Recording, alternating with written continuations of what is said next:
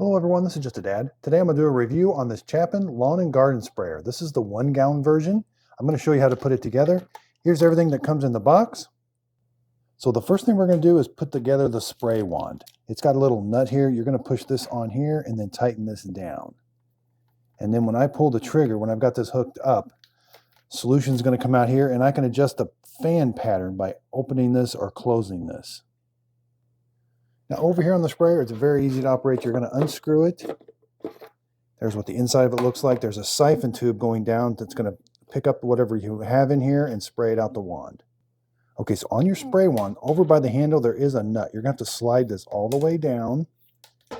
You're going to put this white part into there, and there's like a little O-ring right there. Push it down so that O-ring is seated, and then you're going to slide this nut. And then tighten this nut. It's just hand tight. You got to kind of push down, and then it just tightens. There will be some threads still showing. Now the siphon tube is in there. Now the way this operates, there is a nice big O-ring on here, but this is a pump. You're going to be pumping this up. Air is going to come out the bottom. Pressurize this so that when you spray the handle, solution will come out.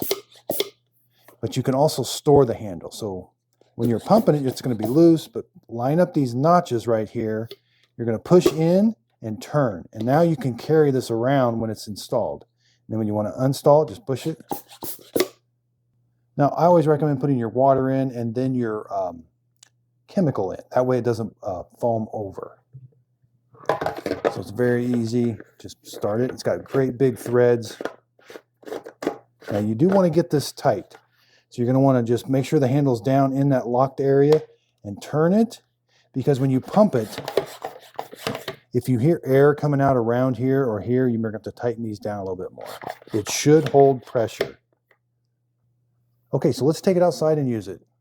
Okay, so I've got the sprayer filled up with just plain water right now. Now again, make sure it's on nice and tight, and you're going to pump it up. It takes about 20 pumps. Now I'm just going to spray it on the concrete so you have an idea.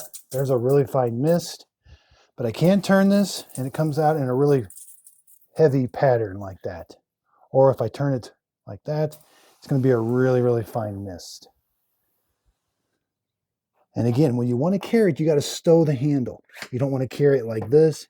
Push it down, turn it till it clicks. Now you can walk around with it. And a nice thing about this handle is it doubles as a storage. So you can store the wand in that little area right there.